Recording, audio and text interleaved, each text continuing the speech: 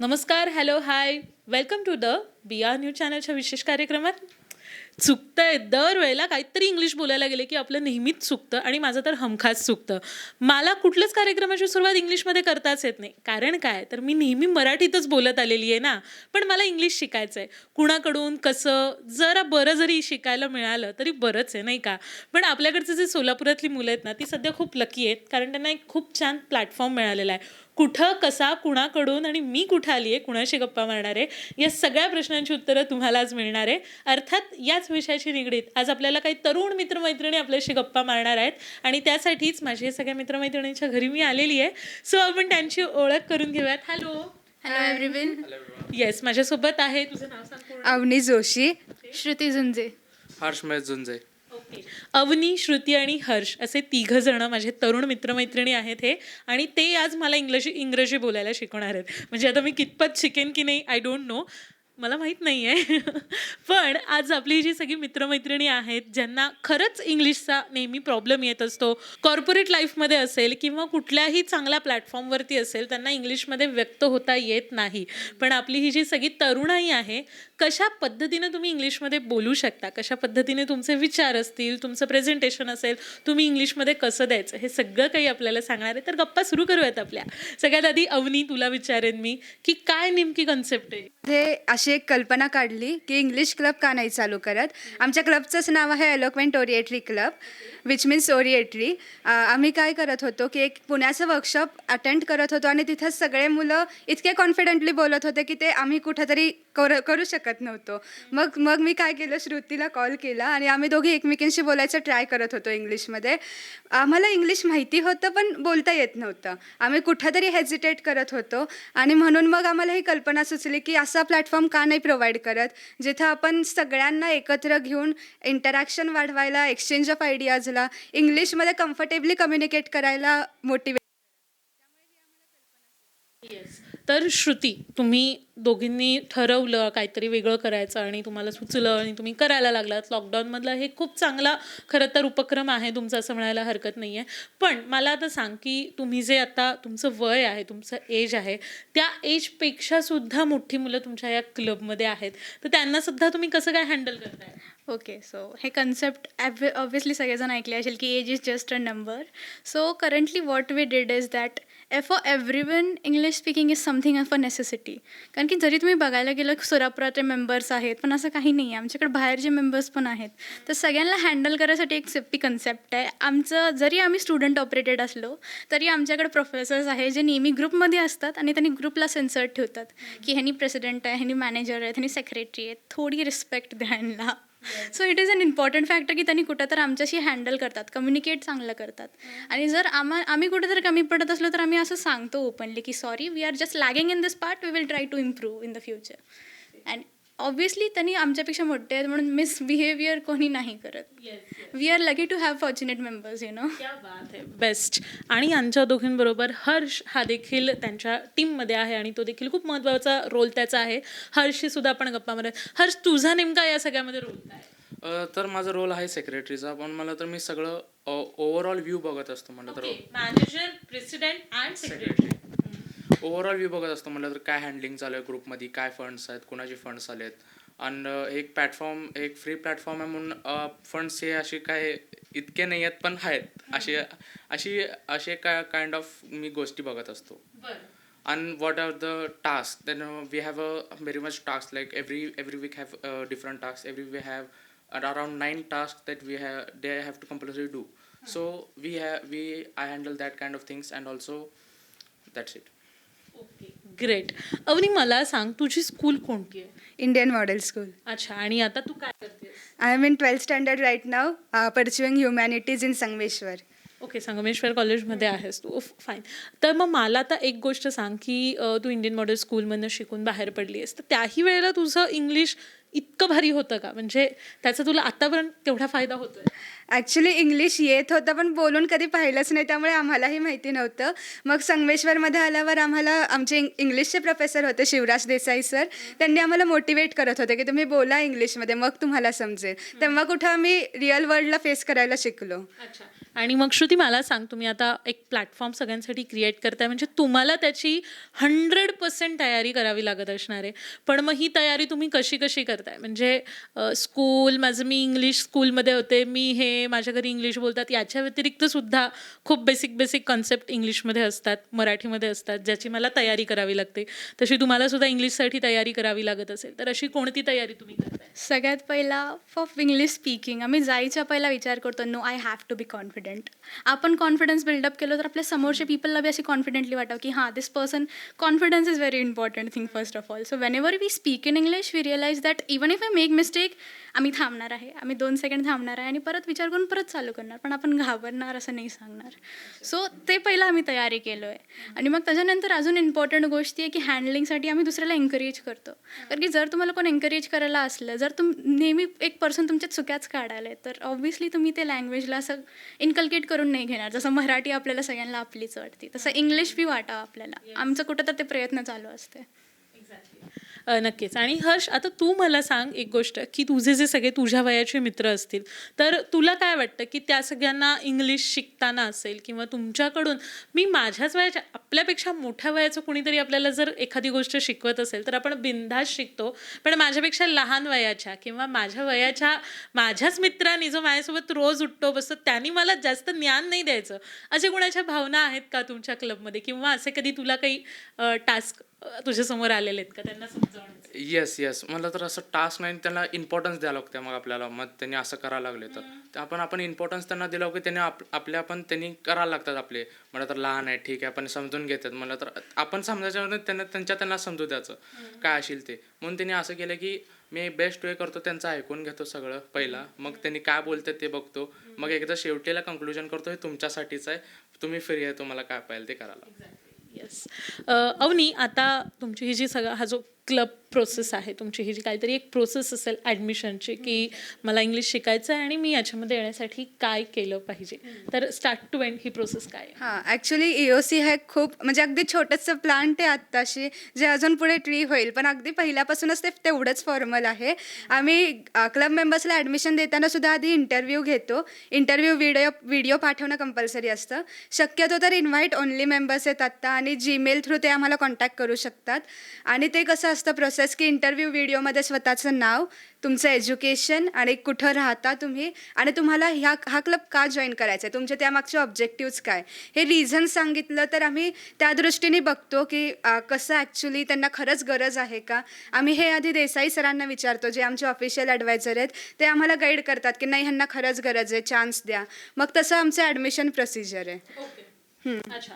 मग तुमची जी आता श्रुती तू सांगशील मला ॲडमिशन प्रोसेस आहे, तुम्ही काही चार्जेस त्यांना अप्लाय केलेले आहेत का? किंवा एखादा जेव्हा मला प्रोजेक्ट सुरू करायचा आहे, मी कुणाला तरी काहीतरी शिकवते, तर ऑब्व्हियसली मी आधी हे बघेन की त्यातून मला किती कमिशन मिळणार आहे किंवा मला काय माझं इन्क्रिमेंट आहे, त्यामध्ये मला काय पैसे असणार आहेत त्याच्यामध्ये. मी पहिल्यांदा या गोष्टीचा विचार करेन. सो तुम्ही या बाबतीत काही विचार केला आहे का, आणि तुम्हाला यातनं काय मिळतं? आम्हाला क्लब म्हणजे असं मीडियम ऑफ एक्सप्रेशन करायचं होतं. तुम्ही दुसऱ्या युथशी बोलायला, ओपन माइंडेड कन्व्हर्सेशन्स करायला, ते मोठी होतं. म्हणून आम्ही फ्री ऑफ चार्ज आहे सध्यासाठी तर, आणि आम्हाला असंच ठेवायचं आहे. ओके. सध्या तरी हा पूर्णपणे फुकटचा सल्ला इथून मिळत आहे तुम्हाला, आणि अगदी फ्रीमध्ये सगळेजण इंग्लिश इथे शिकायला. कारण मी बाहेर बघते बऱ्याच मोठमोठ्या क्लासेससाठी खूप मोठ्या फीज तिथे आकारल्या जातात आणि साधारण लोकांना परवडत नाहीत बऱ्याच वेळेला. त्यामुळं खूप जे गरिबाघरची मुलं आहेत त्यांना इंग्लिशसारखी बेसिक गोष्टसुद्धा शिकणं खूप अवघड जातं. सो अशी मुलं आहेत ज्यांना या क्लबमध्ये ऑब्व्हियसली जॉईन होता येईल. बरं, आता तुम्ही हा जो सगळा प्रपंच मांडलेला आहे, तो सगळा प्रत्यक्ष आहे की अप्रत्यक्ष, म्हणजे तुम्ही ऑनलाईन करताय सगळे? ऑनलाईनला लिमिटेशन्स येतात, कारण की सुरुवातीला आम्ही एवढं नाही बोलू शकत. पण ऑनलाईन आमचे कसे आहेत, आमचे आता 50 मेंबर्स आहेत टोटल, आणि सगळेच सोलापुरातले असे नाहीत. आउट ऑफ सिटी विलेजेसमधनं, जसं की उस्मानाबाद, करमाळा, बार्शी, परभणी, आणि ह्याच्या सिटीजमधनं पुणे, सोलापूर, ठाणे, आणि इव्हन आउट ऑफ महाराष्ट्र आम्ही आहोत. कोलकात्यामधले 2 मेंबर्स आहेत. त्यामुळे अशी आम्ही युनाईट व्हायला, आता सोलापुरातले जर आपण आपण बोलायला गेलो तर आपली मेंटॅलिटी बऱ्यापैकी सेम असते, पण जेव्हा आपण दुसऱ्यांचं बघतो आपल्याला बरंच काही शिकायला मिळतं. त्यामुळे असं आम्ही युनायटेड क्लब आहोत, डिफरंट प्लेसेसमधनं एकच इंग्लिशमध्ये कम्फर्टेबल बोलायला असे आम्ही सगळे एकत्र आलो आहे आणि त्यामुळे एक्सचेंज ऑफ आयडियाज होतात आणि हे सगळं कुठंतरी एका ठिकाणी असणं पॉसिबल नाही आहे. त्यामुळे ऑनलाईनने आम्हाला हे खूप छान प्रोव्हाइड करून दिलं आहे. हर्ष, मला एक सांग, तू मगाशी तुझ्या बोलण्यात म्हणालास की या गोष्टीचं जितकं काही मार्जिन असेल, फंड असेल, या सगळ्या गोष्टींकडे तू लक्ष देतोस म्हणून. मग मला सांग, ही गोष्ट स्टार्ट करताना ते आतापासून तुम्हाला साधारण किती खर्च येतोय रोजच्या रोज, किंवा नेमकं काय फंडिंग लागतं? नेमकं ते फंडिंग आम्हाला क्लबसाठीच लागतं आहे. म्हणलं तर आम्ही असे प्राईज डिस्ट्रीब्यूट करतो जे महिन्याला, जे चांगले एकदम भारी बोललेत महिन्याला, त्यांना असे प्राईज बुक्स वाउचर्स असे देत आहोत. असे ते देत आहोत. म्हणलं तर आम्ही जे स्पॉन्सर आहेत, पहिले आमचे स्टार्टिंगला आमचे स्पॉन्सर आमचे फादर होते आमचे स्वतःचे, मग त्यांनी स्पॉन्सर करतात सगळे बुक्स वाउचर जे आहेत ते. आणि अजून ते असे फंड्स म्हणले तर क्लब मेंबर त्यांना काय द्यायचं त्यांनी देऊ शकतात. असं काय रिस्ट्रिक्शन नाही की तुम्हाला एवढेच पैसे द्यायचे तेवढे काय. त्यांना त्यांच्या मनाने द्यायचं असलं त्यांनी देऊ शकतात, त्यांना नाही द्यायचं त्यांनी देऊ शकतात, एवढंच आहे. अजून काय नाही. आता फंड्स ॲव्हरेजली आमच्या महिन्याचं बजेट एवढं काय नाही, 1000-2000 पर्यंत जातं. 1000-2000मध्ये खूप ज्ञान तुम्ही सगळ्यांना देताय, ही खूप चांगली गोष्ट आहे. म्हणजे आजच्या यूथमध्ये मुळात मला एखादी गोष्ट येते आणि मला ती सगळ्यांमध्ये पसरवायची आहे, ही गोष्ट असणंच खूप महत्त्वाचं आहे मला वाटतं. कारण मला जर इंग्लिश येत असलं असतं तर मी फक्त सगळ्यांसमोर भाव खाल्ला असता आणि मी अजिबात कुणालाही सांगायला किंवा माझं ज्ञान वाटायला गेले नसते, आणि फुकट तर अजिबातच नाही. तर ही भावना मनात येणं की आपण फ्रीमध्ये लोकांना सल्ले द्यावेत, आपण फ्रीमध्ये लोकांना डेमो द्यावेत त्या गोष्टीचं, असं आत्ताच्या यूथमध्ये येत आहे. हे खरोखरच खूप कौतुकास्पद आहेत आणि त्यासाठी तुमचं खरंच मनापासून कौतुक आहे.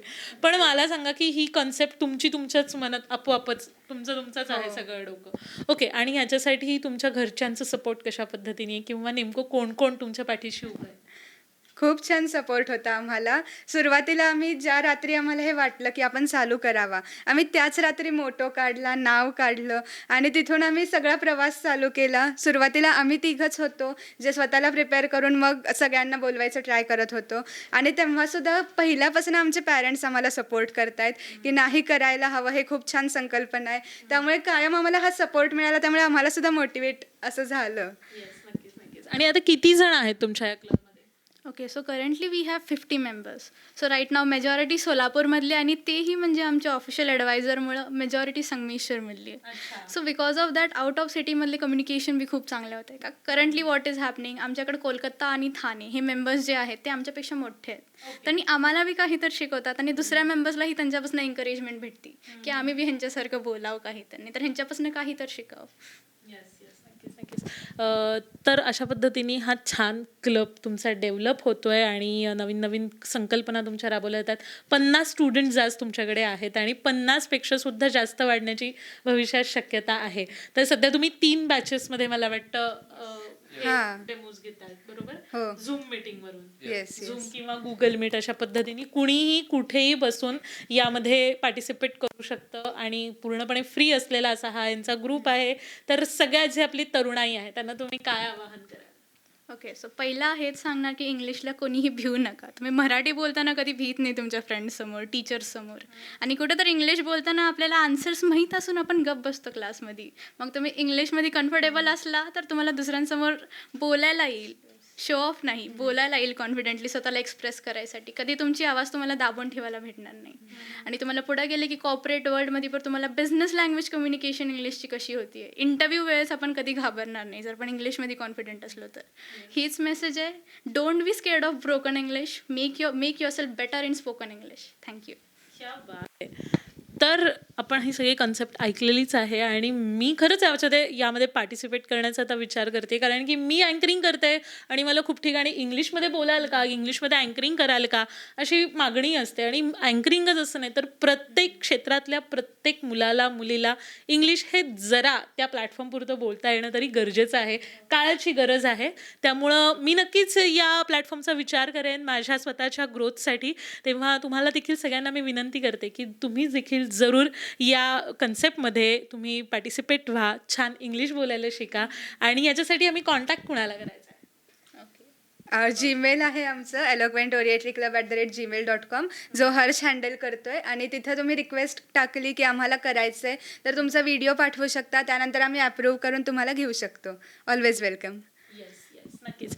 तर ही एक साधारण आणि छोटीशी प्रोसेस आहे आपल्याला यामध्ये पार्टिसिपेट करण्यासाठी.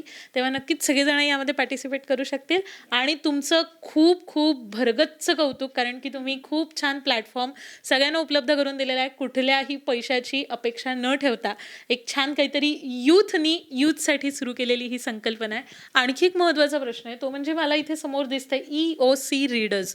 EOC रीडर्स ही नेमकी संकल्पना काय आणि त्याच्या माध्यमातून तुम्ही आणखीन काय वेगळं पोहोचवण्याचा प्रयत्न करताय? करंटली आम्ही ऑब्व्हियसली आमचे जे विनर्स ऑफ द मंथ असतात, जे खूप भारी बोलले, तुमचे स्पीचेस सगळ्यांना खूप आवडले, काही शिकायला भेटलं, त्या लोकांना आम्ही पुस्तकं देत असतो.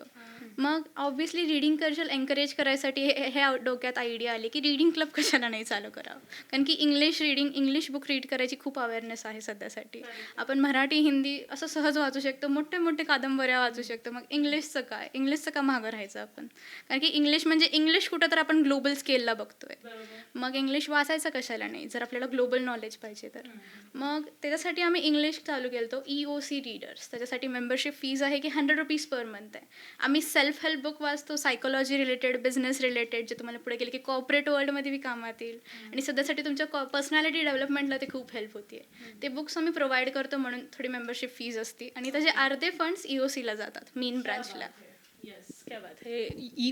रीडर्स हा एक त्यातला चांगला उपक्रम आहे, तो सुद्धा सगळ्यांना खूप लाभदायक असा आहे.